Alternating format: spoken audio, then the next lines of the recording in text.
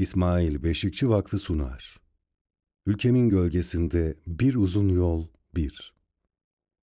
Yaşamın kıyısında. İbrahim Gürbüz. Seslendiren Vedat Kızıl. Ses editörü Kemal Orgun.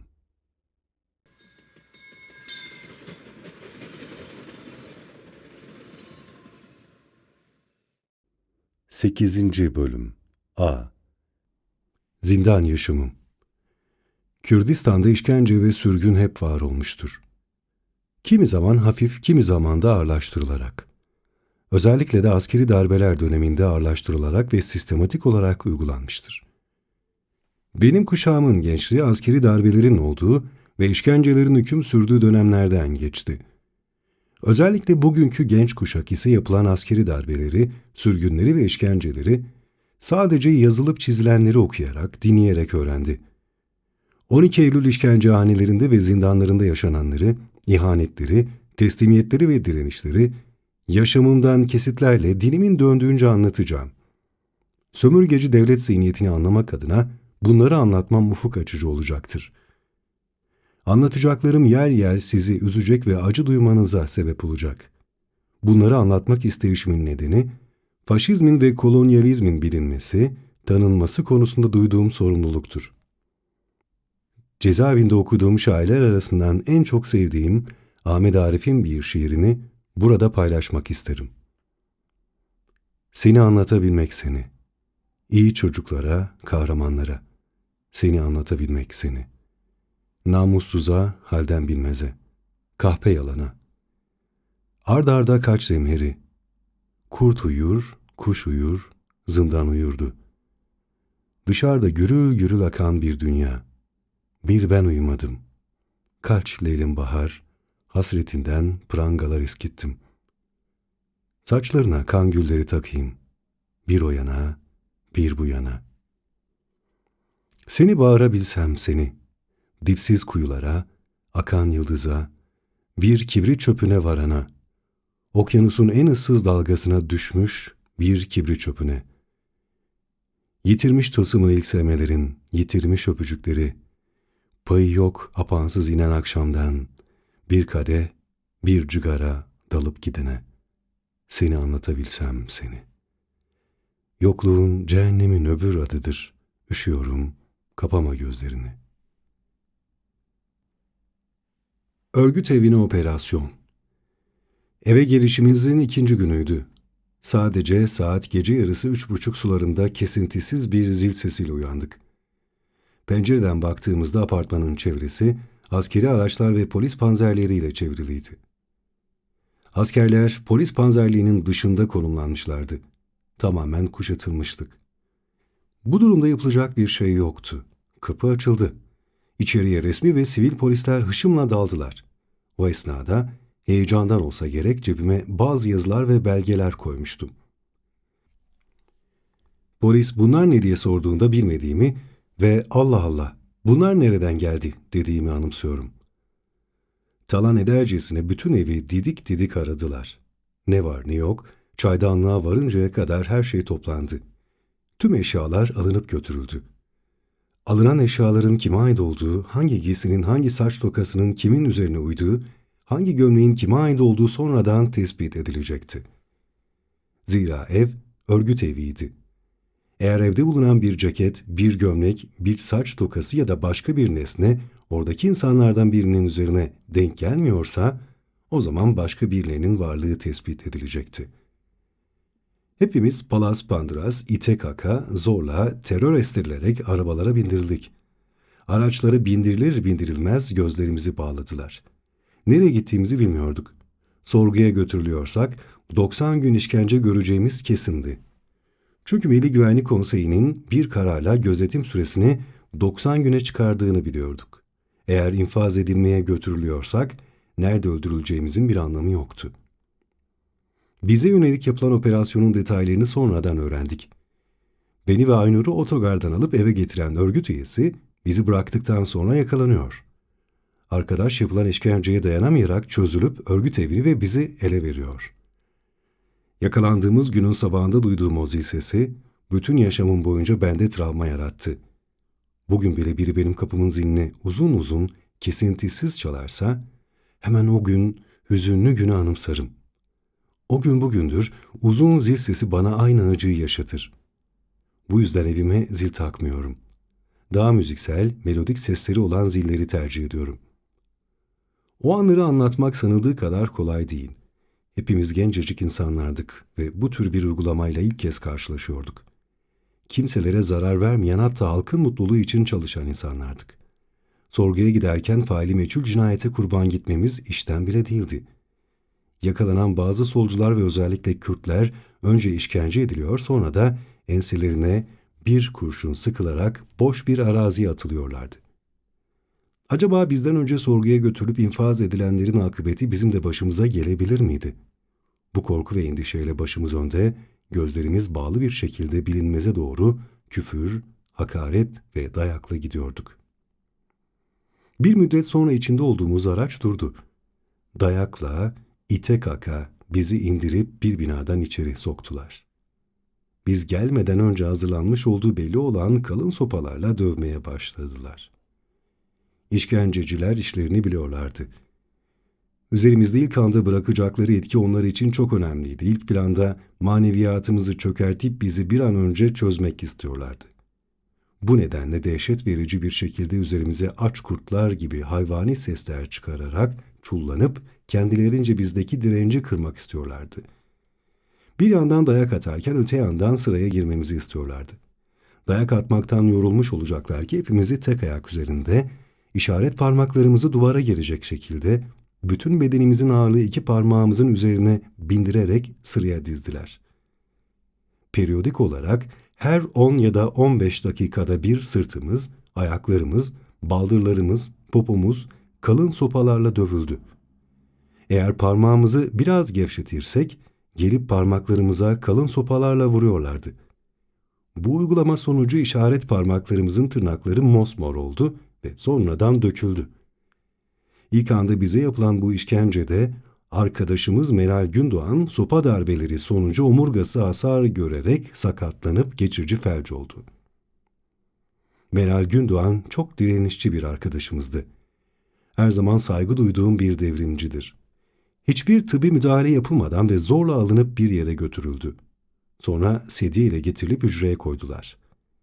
Tabii biz bunları gözlerimiz bağlı olmasına rağmen yoldaşlarımızın seslerinden ve acı dolu haykırışlarından algılıyorduk.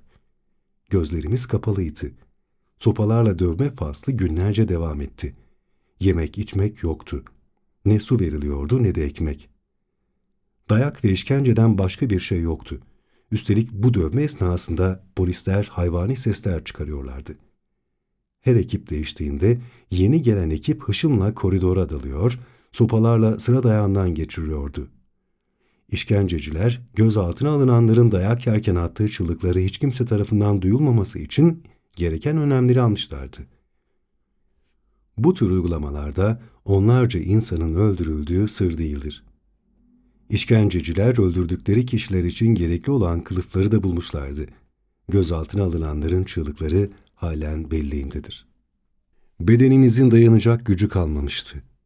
Duyularımızı, belleğimizi, aklımızı, bilincimizi kaybediyorduk. Gördüğümüz işkenceler arttıkça aramızda bazı arkadaşlar sakatlandı. Ben de dayanma sınırımı aşmış bitkin bir haldeydim. Sağlıklı düşünemiyordum. Neredeydim, kimdim ve burada ne işim vardı? Sırtıma, yüzüme, başıma, ellerime ve baldırlarıma inen sayısız sopa darbeleri sonucunda ne kadar baygın kalmıştım hatırlamıyorum. Gözlerim kararıyor, bilincim belli belirsiz haldeydi. Kapkara bir boşluğun içindeydim ve hiçbir ışık yoktu. Bu, ölümle burun buruna geldiğim andı. Yaşamla ölüm arasında gidip geliyordum. Başıma gelecek bir sopa darbesi beni yaşamdan ayırabilirdi. İşte bir sopa daha vuruldu. Arkasından bir daha. Kulağımın dibinde en ağır küfürler, hakaretler ve tehditler. İşkence ve zindanlarla ilgili kitaplar da okumuştum ama daha önce bir deneyimim yoktu. Vietnam direnişçilerinin Saigon zindanlarında nasıl kahramanca direndiği ile ilgili bir kitap okumuştum. Aklıma İbrahim Kaypakkaya'nın 1973'te Diyarbakır Emniyetinde gösterdiği direniş geliyordu. Yine Kava davasından Hüseyin Şen işkencede öldürülmüştü. Onun da kahramanca direnişini ve hiçbir şey söylemeden şehit oluşunu aklıma getiriyordum. Saygın direnişleri İbrahim Karpakkaya ve Hüseyin Şen sürekli aklımdaydı. İnsan işkence ortamında zamanı unutuyor, diyebilirim ki hepimizde zaman kavramı tamamen kaybolmuştu. Evde yapılan aramada yasa dışı tabir ettikleri türden silah, askeri cephane, saldırı kaması gibi kesici aletler yoktu. Evde ele geçirdikleri birkaç kitap, dergi ve örgütsel bir iki dokümandı. Bu nedenle bizi suçlayacakları hiçbir somut kanıtları olmadığından iyice deliye dönmüşlerdi. Ne zaman sorguya götürüldüğümü bile anımsayamıyordum. Birinci günün sonunda mı alınıp götürüldüm, ikinci günün sonunda mı, üçüncü günün sonunda mı götürüldüm? Bu konuda hiçbir şey anımsayamıyordum. Zaten bunu hatırlamak olası bile değildi. Çünkü sürekli dövülüyorduk. Yapılan işkenceler sonucu sersem gibiydik. Sırtımıza aç, susuz ve uykusuz bırakılacak yazılı bir kağıt yapıştırılmıştı. Emniyete ilk getirilenlerin suç durumuna göre bu uygulama yapılıyordu. Bu uygulama bir tür cezaydı. Ekipler değişse bile sırtında bu yazı olan kişilere uygulanacak işkence belliydi. İçimizden birilerini sorguya yani işkenceye götürüp tekrar geri getiriyorlardı. Aslında işkence her yerdeydi. Bizden önce gelen kişilerden kaldığımız yerin Ankara 2. Şube olduğunu öğrenmiştik. Bitmeyen işkence. Dizili olduğumuz koridordayken hayvani sesler çıkararak bizi sopalarla işkence ettiklerinde havalandırma deliklerinin olduğu yerlerden diğer işkence edilen yoldaşlarımızın seslerini duyuyorduk. Her yerde işkence yapılıyordu. Toplu bir işkence merkeziydi. Aynı zamanda yan binada 1. Şubede dal grubu vardı. Orada da işkenceler yapılıyordu. Her gün yüzlerce insan toplanıyor, işkence edilip sorguya alınıyordu. Bulunduğumuz yere çok sayıda sol örgüt üyesi, sempatizan, yine aynı şekilde Kürt örgüt üyeleri, işçiler, sendikacılar ve öğrenciler getiriliyordu. Buraya getirilmeniz için örgüt ya da sendika üyesi olmanıza bile gerek yoktu. Birilerinin sizden şüphelenmesi yeterliydi. Emniyetteki havalandırmalardan duyduğumuz en acı sesler, elektrik verilenlerin çığlıklarıydı. Avazları çıktığı kadar bağırıyorlardı. Kadınların ve erkeklerin çığlıkları birbirlerine karışıyordu. En yakınlarınızın ve sevdiklerinizin insafsızca işkenceden geçirildiği yerdi burası. Babalarını çözmek için çocuklarını, kocalarını çözmek için eşlerini, nişanlısını çözmek için nişanlıları işkenceye alıyorlardı. Yani burada insanlık namına denilen hiçbir duygu yoktu. Tutulduğumuz yerde nasıl bir ruh halinde olduğumuzu, nasıl çökertilmek istendiğimizi anlatabilmek için birçok kitap yazıldı, birçok belgesel çekildi. Ancak yapılan işkencelerin yeterince anlatılabildiğini sanmıyorum. Çünkü hiçbir akıl, hiçbir vicdan bu yaşananları hayal bile edemez. İşkence yapılırken edilen küfürleri bile yazmaktan âr ediyorum. İşkencecinin haleti ruhiyesi. Bulunduğumuz binanın her tarafından işkence sesleri yankılanıyordu. Hücrenin mazgalından bakıyordum. Sanırım saat gece yarısını geçmişti. Koridordan içeriye elinde kalın bir sopa ile işkenceci girdi. Arkadaşı nöbeti olmadığı halde bu saatte niye geldiğini sordu. Ya kardeş, uyku tutmadı. Kalktım geldim. Belki biraz daha dayak atarsam sakinleşirim. Sonra da gidip uyurum. Adamın geliş nedenine bakar mısınız? Uyku tutmadığı için elinde sopayla bizi dövmeye gelmiş. Bir işkencecinin ruh durumu ve onun hayvani güdüleri daha nasıl anlatılır ki? İşkence yapan polislerin ve askerlerin hayvani sesleri ortalığı inletiyordu. İşkenceci polislerin işkence yaptıkları insanların acı çığlıklarını duyduktan sonra evlerine gittiklerinde nasıl rahat uyuduklarını hep merak ederim. Bence bu uygulama psikolog ve psikiyatristlerin araştırma konusudur. İşkencecilerin ruhsal yapılarında travmaların oluşmasının yanı sıra ruh sağlıklarının kesinlikle normal olmadıklarını düşünüyorum. İşkenceci polisler ve askerler evlerine gittiklerinde eşlerini, çocuklarını nasıl sevebiliyorlardı? Ve başlarını yastığa koyduklarında neler hissettiklerini hakikaten merak ediyorum. İşkence sırası bende. Nihayetinde sorgu sırası yani işkenceli sorgu sırası bana da geldi. Emniyetin giriş koridorunda gözlerim bağlı tek ayak üzerinde, ellerim duvara dayalı bir şekilde dururken, bir ara iki polis biri sağ koluma, diğeri sol koluma girip "Hadi gidiyoruz" diyerek beni alıp götürdüler. Gözüm kapalı bir şekilde beni bulunduğum yerden alarak adeta bir görme engelliye yol tarif edercesine "Aşağı iniyoruz, başını eğ, sağa yürü, adımına dikkat et" diyerek beni sanki bir koridor, normal bir apartman ya da bir bina değil de tünelden veya dehlizlerin içerisinde gidiyormuşuz gibi bir duygu yaratmak istiyorlardı. Bir müddet beni gezdirdikten sonra alt katta bir odaya götürdüler. Üstümde külot kalacak şekilde soydular. Karyolaya benzer bir demir zemin üzerine uzattılar. Gözlerim bağlı olduğu için göremiyor ama hissediyordum. Beni o karyolaya benzer bir aparatın üzerine yatırdılar. Bu esnada bazıları ağır küfürler yaparken bazıları ise babacan davranıyorlardı. Karyolanın üzerinde yumuşak, süngerimsi ıslak bir şey vardı. Daha sonra kilodumu da çıkardılar. Ellerim ve kollarım sımsıkı bir şekilde kayışlarla bağlandı. Bir kablo cinsel organıma, bir kablo da sağ elimin serçe parmağına bağlandı. Manyeto ile verilen elektrik devreye girsin diye iki bağlantı kurulması gerekliydi. Islak süngerde elektriği tüm bedenime yayıyordu. Elektriğin iletkenliğini daha da artırmak için sistematik olarak kovalarla üzerime su döküyorlardı. Elektrik seansına başlamadan önce üzerime atılı başkalarının ifadesi bulunduğunu söylediler. Ben suçlamalarını kabul etmeyince işkenceye elektrik vererek başladılar. Bir yandan elektrik veriliyor, öte yandan verilen elektriğin daha çok acı vermesi için üzerime aralıklarla su döküyorlardı. Bu işkence seansları periyodik bir biçimde sürdü. Bu seanslardan sonuç alamayan işkenceciler en aşağılık yöntemi deneyeceklerini söylediler. Evet, nişanlım Aynur'la tehdit ediliyordum. Kısa süre sonra bunun boş bir tehdit olmadığını acı içinde öğrenecektim. Nişanlım işkencede. Nişanlım Aynur'u söyledikleri gibi sorguya çekmek, yani ona işkence yapmak için yanıma getirdiler. Sesinden tanımıştım. İşkence tezgahında gözlerim kapalı uzandığım için Aynur'u göremiyordum. Hemen yan tarafta bir sandalyeye bağladıklarını hissediyordum. Daha sonra Aynur'dan, kolundan ve ayaklarından sandalyeye bağladıklarını öğrendim. Aynur'un bağlandığı sandalyede işkence aracı olarak düzenlenmişti. Gözlerim bağlıydı. Başaramadıkları bir şey vardı. Gönül gözümüzü bağlayamamışlardı. Aynur'u her sorguya getirdiklerinde onu hissediyordum ve canım daha çok yanıyordu. Diğer işkenceye aldıkları yoldaşlarım için de acı çekiyor, kaygılanıyordum. Aynur'un işkencede kararlı ve net bir duruşu vardı. Hiçbir suçlamayı kabul etmedi. Ankara Emniyeti 2. Şube'de kaldığımız 46 gün süresince üzerimize atılı suçlamaları kararlı bir şekilde reddetmemiz sonucunda bizden bilgi edinemeyeceklerini anlayan işkenceciler 35. günden sonra sorgulamadan vazgeçtiler. Hücre.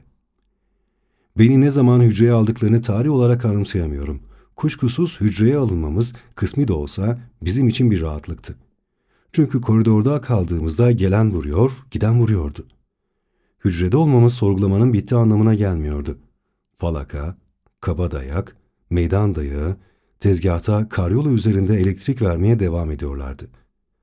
Arkadaşların sorgusu sırasında hakkımızda söyledikleri veya yüzleştirme gibi durumlarda hücreden alınıp yeniden işkence tezgahına götürülüp sorgulanıyorduk.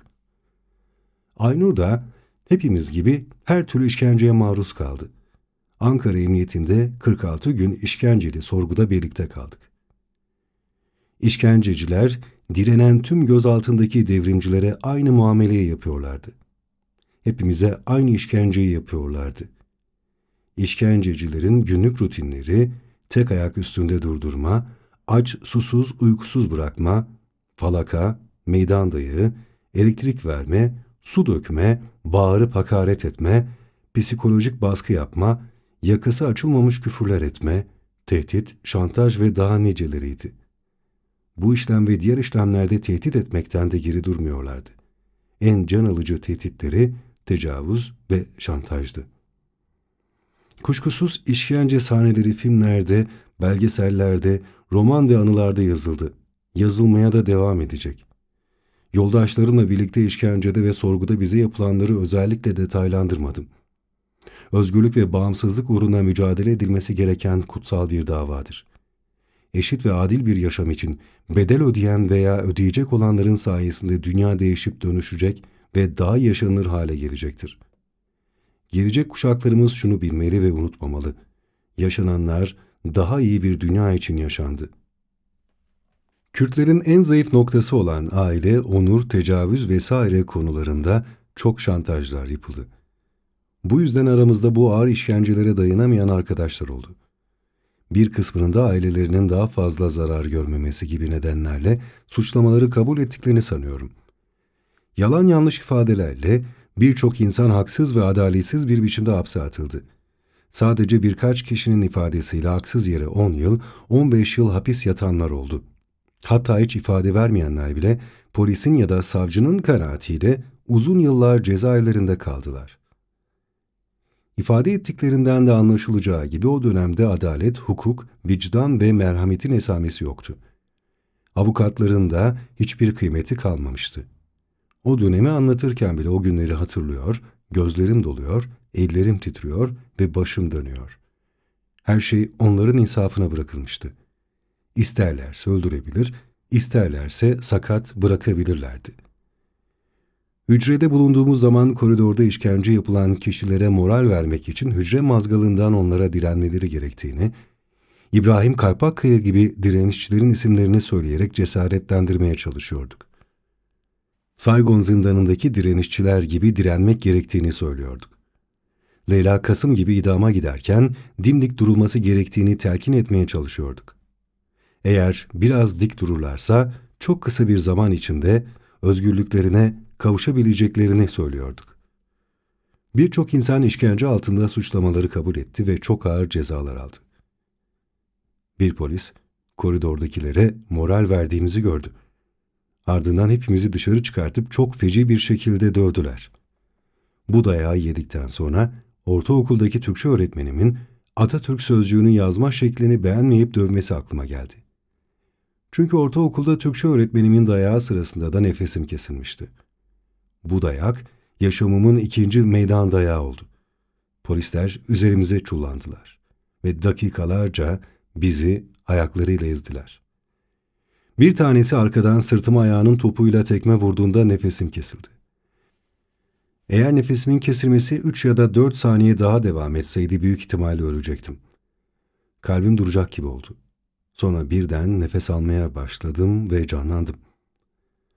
Çok ağır dayaktan sonra bizi sahaya çıkarttılar ve bir süre yine tek ayak üstünde durdurdular. O gün çok acı çektim. Her yerimiz morarmıştı. Parmağımı oynatamıyordum. Hücrede Deniz Gezmiş, Yusuf Aslan ve Hüseyin İnan'ın idam edilişlerinin yıl dönümünde idamlarını protesto etmek için 3 ya da 4 arkadaş ayağa kalkıp saygı duruşunda bulunduk. İdam edilen devrimcileri andık. Hücrenin mazgalıyla koridor arasında kısa bir mesafe vardı. Kısık sesle de olsa konuştuğumuzda oradakiler duyabiliyordu. Koridordayken birilerinin bizi motive edici, güç verici bir şeyler söylediğinde inanılmaz bir moral oluyordu. İnsanın direnme gücü artıyordu. Ama etrafta hiç kimsenin olmadığı zamanlarda veya motive edici bir şeyler söylenmediğinde kendimizi ıssız ve dipsiz bir kuyudaymış gibi hissediyorduk. Bu durumda moral ve motivasyonumuz düşüyordu. Ankara Emniyetinde işkence görenler arasında adaşım olan biri vardı. Sanırım Dev Yol Örgütü'nden getirmişlerdi. İbrahim'e günlerce ağır işkenceler yapıldı. Bizim grupla o da bir hafta ya da 10 gün koridorda ayak üstünde bekletilerek işkenceye tabi tutuldu. Ancak İbrahim belki 10 günden fazla tek ayak üstünde ve ağır işkencelere maruz kaldı. Her şey gözümüzün önünde oluyordu ve bunu zevkle yapıyorlardı. Gelen giden sürekli vuruyordu. İşkenceciler ona bir cinayet üstlenmesi için en ağır işkenceleri uyguluyordu. İbrahim de inatla cinayeti kabul etmiyordu. Bir ara İbrahim'in annesini getirdiler. İbrahim annesini de tanımadığını söylemiş. Emniyette gözaltında olanlar arasında böyle konuşuluyordu.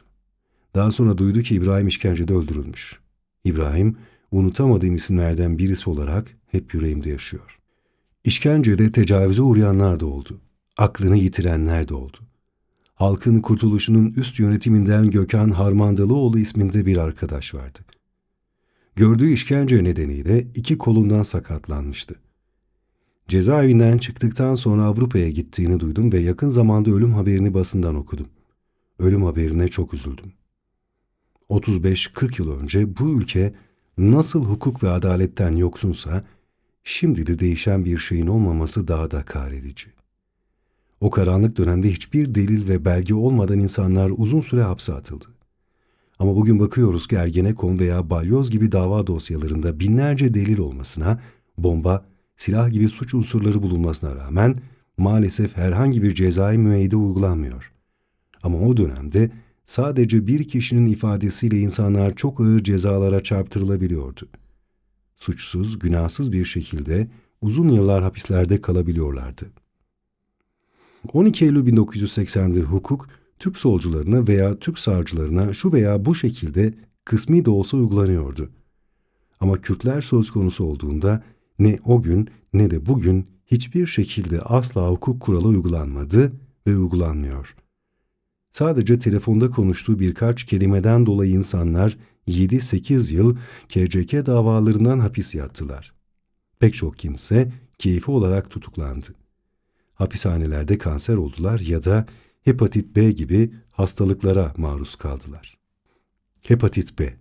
Mamak askeri cezaevinden çıktıktan sonra bir rahatsızlıktan dolayı hastaneye gitmiş, birçok tahlilin yanı sıra benden hepatit B tahlili için de kan örneği vermemi istediler.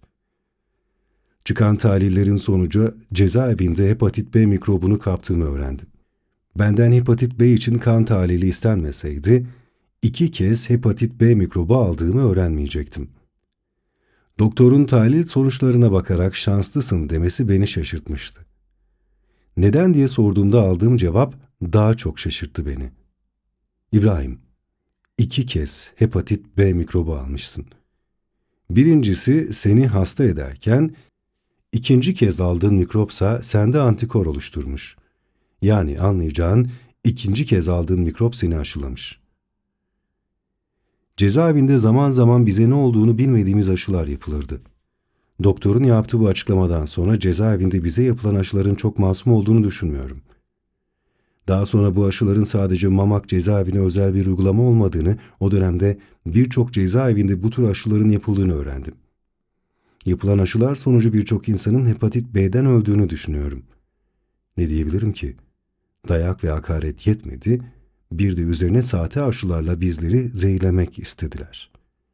Belki de yüzlerce kişi bir süre sonra çeşitli nedenlerle hastalandı ya da öldü. Talih olan bazı arkadaşların yaşadıkları hastalıkların bir kısmında büyük olasılıkla cezaevinde yapılan bu aşıların rolü vardır. Bir ülke düşünün ki, işkenceden geçirdikleri yetmezmiş gibi kendi insanlarını sahte aşılarla öldürmeye çalışsın. Bu konuda bir dava açıldı mı merak ediyorum.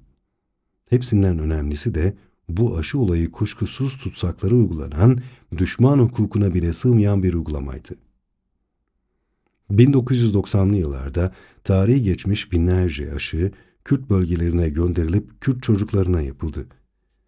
Tarihi geçmiş aşılamadan sonra binlerce çocuğun sakat kaldığını, bu nedenle davalar açıldığını o gün basından biliyorum. Doğum kontrol. Ayrıca Kürdistan şehirlerinde doğum kontrolü için sağlık memurlarının Kürdistan'ın kuzeyinde birçok şehir ve köyleri gezerek Kürt kadınlarını kısırlaştırmaya çalıştıklarını yine o günün basınından biliyorum. Tarihte yaşadığımız bunca vahşet, işkence ve insanlık dışı uygulamayı hayata geçiren Türk resmi ideolojisinin cezaevlerinde mahkumlara mikrop enjekte etmesi nasıl bir akla hizmettir? Vatandaşına enjekte ettiği mikrobun tüm ülkeye hasta edeceği gerçeğini görmeyecek kadar kin ve nefret duygusuna kapılmış bir yönetim düşünün. Dünyada buna benzer örneklere rastlamak mümkün. Özellikle Nazi Almanyası'nda bu pratiğin hayata geçirildiğini de biliyoruz. Halepçe'ye kimyasal bomba atan, Dersim'de zehirli gaz kullanan zihniyetin, siyasi tutsaklara mikrop enjekte etmesi garipsenecek bir durum değil. Çünkü onların yönetim anlayışında devletin bekası için her yol mübahtır. Sorgu ve Muhlis Yılmaz. İşkencede 46 gün kaldıktan sonra ifademiz alınmak üzere bizi çağırdılar. İfade alımı sırasında gözlerimiz açıktı. İşkenceci polisler son ana kadar yine bir şeyler kabul ettirebilir miyiz, bir şeyler yükleyebilir miyiz gibi planlar içindeydiler. Bize işkence yapan ekibin başındaki polisin adı Mulis Yılmaz'dı. İfadelerimiz daktiloya geçirilirken Mulis Yılmaz'ı sesinden tanıdım. İşkence esnasında bize soru soran ses bu sesti. Emniyette ifademi imzalarken Mulis Yılmaz ismi belleğime kazınmıştı. Onun sarışın ve yeşil gözleri hiç aklımdan çıkmadı. Azılı bir Kürt düşmanıydı. İşkence yöntemlerinde uzmandı. Hiç acıması yoktu.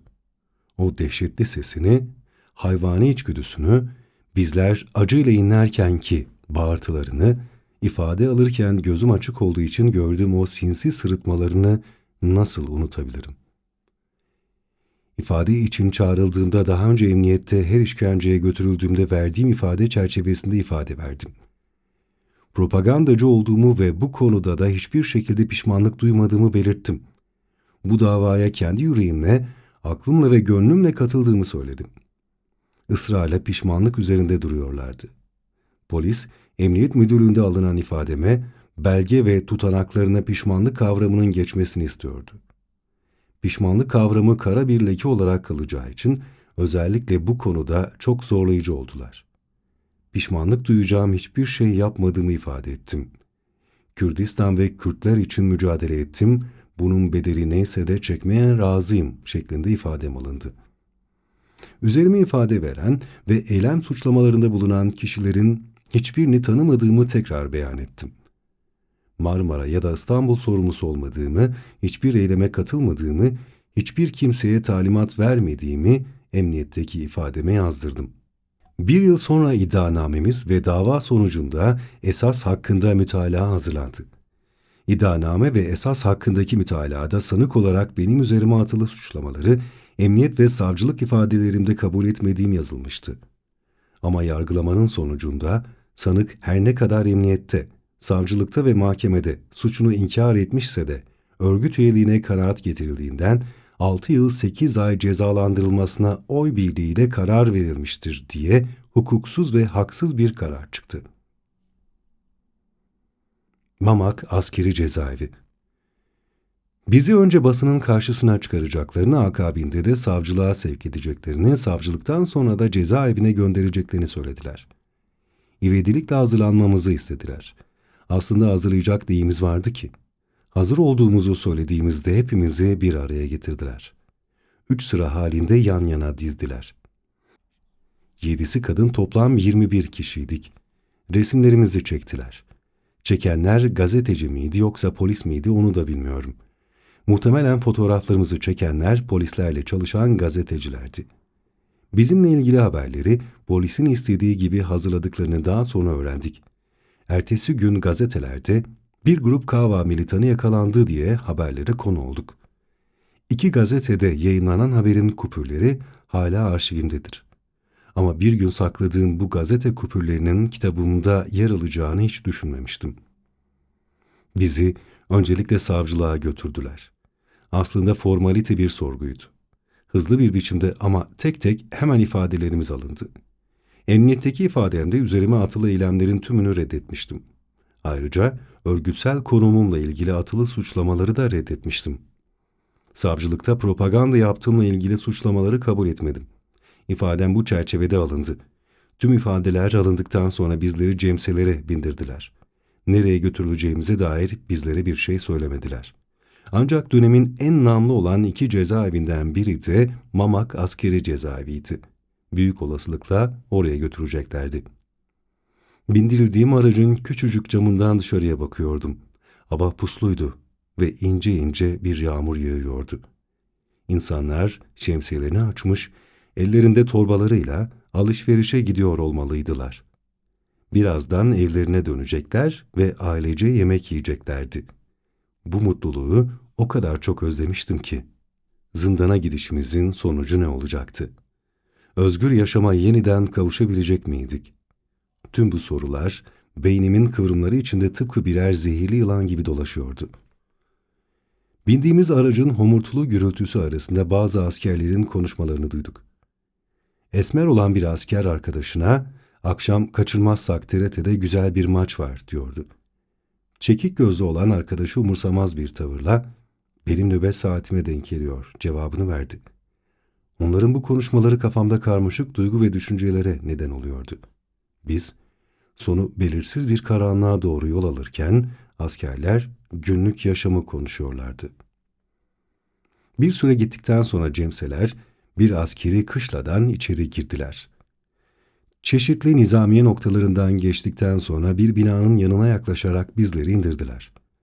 Alanda askerlerin bağırtıları ve cezaevinin birçok noktasından askeri komut sesleri geliyordu.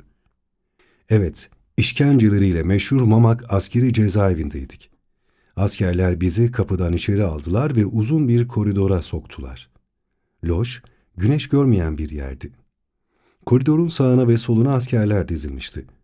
Anormal sesler çıkarıyorlardı. "Başını eğ, sağa sola bakma, çabuk yürü" bağırtıları arasında zaman zaman coplarla baldırlarımıza ve sırtlarımıza vuruyorlardı. Emniyetten, işkenceden yeni çıkmıştık. Biraz rahatlarız diye düşünüyorduk. Ancak kendimizi daha vahşi bir ortamda bulduk. Bizleri bir yandan döverken, öte yandan her gününüz böyle geçecek, ölene kadar daha kötüsünü yaşayacaksınız diye tehdit ediyorlardı. Kafesler ve tutsaklar. Koridorun sonuna geldiğimizde sağlı sollu kafesler gördük. Bunlar da ne diye şaşırmıştık. Bildiğimiz kadarıyla böyle kafeslere vahşi hayvanlar konulurdu. Özel harp dairesi tarafından devrimcileri rehabilite etmek için bu kafesler kurulmuştu. Resmi ideoloji için Kürtleri ve muhalifleri kimliksizleştirmek, kişiliksizleştirmek için bu kafeslere ihtiyaç vardı. Onlara göre bizler terbiye edilmesi gereken hayvanlardık. Yapmadıkları bir bu kalmıştı. Şimdi onu da yapıyorlardı. Bakalım daha neler göreceğiz. Koridorun sonu daha da gürültülüydü ve kulağımıza gelen çığlıklar dayanılacak gibi değildi. Her geçen dakika yeni bir gerçekle ve farklı bir manzara ile karşılaşacağımızı anlamıştık. Tüm çevremiz haki giysili askerlerle çevriliydi ve hepsinin suratı asıktı. Tek sıra halinde itile kakıla götürüldük. Burada emniyette gördüğümüzden daha uzun süre toplu işkenceye tabi tutulacağımız psikolojisi altında nefes bile almıyorduk. Durum emniyetten daha kötüydü. Ansızın karanlık bir ortamda bulduk kendimizi. Sanki bir korku tüneline girmiştik. Karşımıza neler çıkacağını doğal olarak bilemiyorduk. Karnımız açtı, susuz ve bitkindik.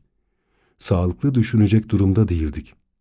Güçlükle yürürken birden sırtımıza coplar inmeye başladı. Hiç acımadan sürekli dövüyorlardı. Üstelik neremize denk gelirse vuruyorlardı. Yani bunca dayak ve hakaret dayanılır gibi değildi. 1980'de yine bu cezaevinde, bu girişte yayıncı İlhan Erdost dayak sonucu öldürülmüştü. Her şey pamuk ipliğine bağlıydı. Her an kafamıza inecek bir cop darbesiyle ölebilirdik. Geldiğimiz yeri arar olduk. Gardiyanlar bağıra çağıra hepimizi yere oturttular. Saçlarımızı kesmek için sıraya sokulduk. Tıraş makinesinin demiriyle kafamıza vura vura saçlarımızı kestiler. Hani tıraş etmek bahaneydi aslında. Neredeyse kafa derimizi yüzercesine makineyi kullanıyorlardı. Bu tıraş bildiğimiz normal bir tıraş değildi. Tam anlamıyla bir başka türlü işkenceydi. Tıraş makinesi doğru dürüst kesmiyordu. Özellikle eski bir makineyle tıraş ediliyorduk. Tıraş makinesi saçları çekiştirerek, kopararak, bazı yerleri de bırakarak alıyordu. Bu esnada askerler bir bahane yaratıp makineyle kafamıza vuruyor ve hakaretler ediyorlardı. Başımızın her yerinde parça parça saçlar kalmıştı. Saçlarımız gibi sakallarımız da aynı işkenceyle kırpıldı. Bu da psikolojik işkencenin bir parçasıydı. Çoğumuzun kafatası kanıyordu. Tüm bu uygulamalar bilinçli bir program çerçevesinde yapılıyordu. Asker gardiyanlar kendi kafalarına göre değil, subayların emir ve talimatlarına göre yapıyorlardı. Koyun bile bu şekilde kırpılmazdı.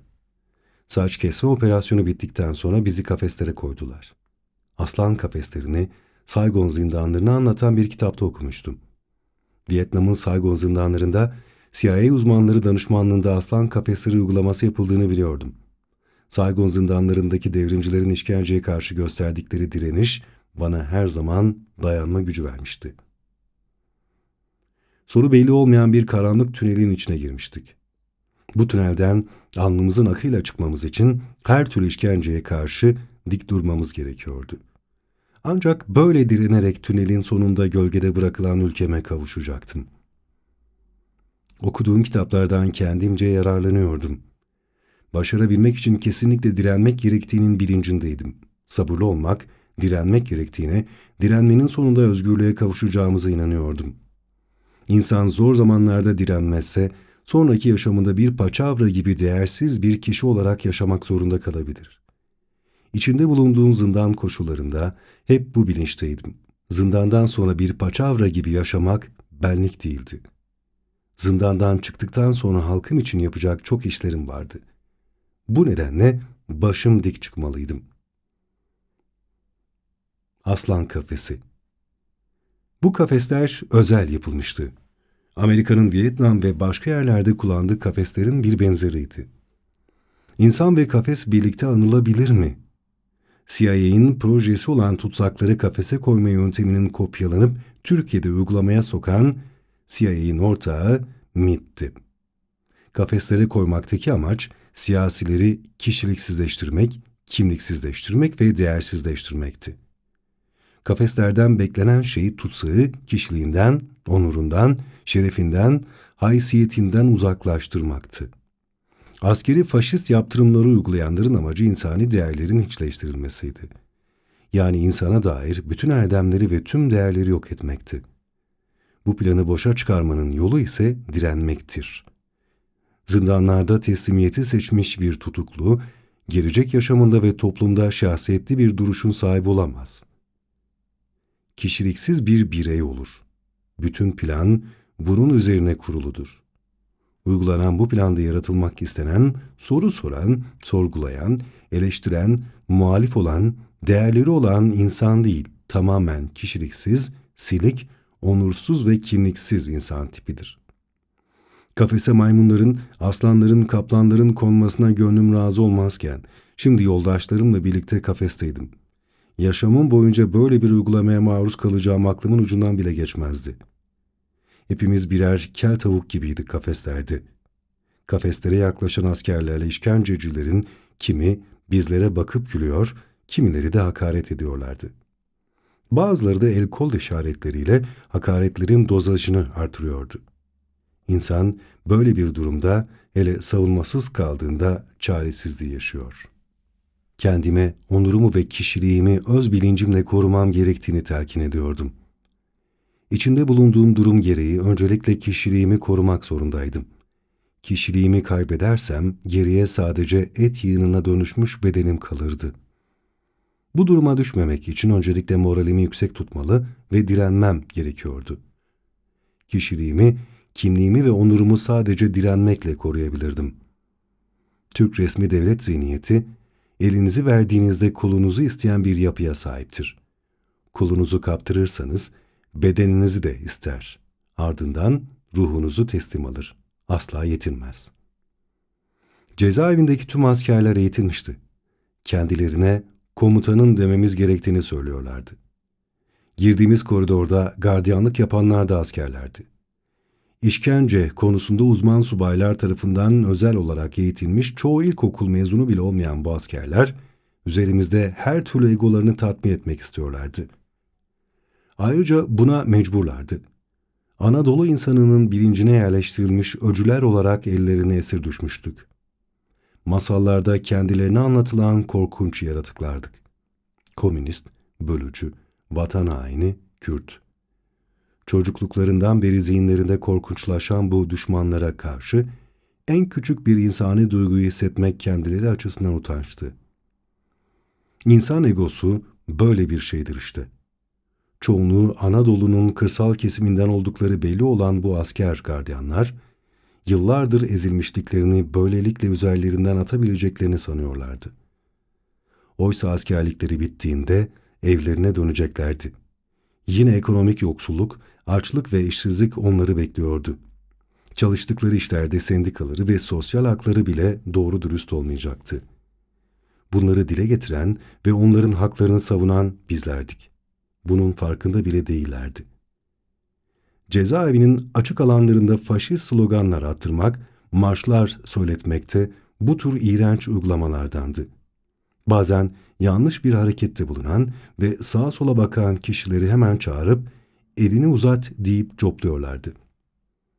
Emniyetten gelen grup önce bir süre aslan kafesinde bekletilip ilk gözdağı veriliyordu. Kafeslerin arkası duvar, önde yan tarafları ise açıktı. Hepsi yan yana yapılmıştı. Tam anlamıyla hayvanat bahçesi gibi bir görüntüsü vardı. Bu süreçte her türlü fiziksel ve psikolojik işkenceye dayanmaya çalışıyorduk. Koğuşların koridorlarında yine asker gardiyanlar vardı. Koridorda giderken keyfi olarak hayvani sesler çıkarıyorlardı. Onlara sürekli bağıracaksınız ve korkutucu hayvani sesler çıkaracaksınız diye emir verilmişti. Bağırıp çağırıyorlar ve rastgele bizleri copluyorlardı. Dayak yemek için yanlış bir şey yapmaya gerek yoktu. Bu genel bir uygulamaydı. Saygon zindanlarına mı girdik diye bir an düşündüm. Buraya girmeden önce Mamak cezaevi ile ilgili pek bilgimiz yoktu. Zaten bu tür uygulamalar yeni başlamıştı. Darbe olalı fazla zaman geçmemişti. Haziran ayında tutuklandık. Basına henüz Mamak ya da Diyarbakır cezaevi ile ilgili bir şey yansımamıştı. Mamak askeri cezaevinde faşist ve İslamcı çevreden gelenlerle sol gruplardan gelenler aynı koğuşta ama ayrı bölümlerde kalıyorlardı. Yani karıştır, barıştır politikası uygulanmak isteniyordu. Hiçbir zaman bu insanlar ne karıştılar ne de barıştılar. 1 yıl 3 ay boyunca kaldığım sürede faşistlerle hiçbir sosyal temasımız olmadı. Devrimcilerin kaldığı bölümlerdeki bazı kültürel etkinlikleri faşistler ilgiyle izliyorlardı.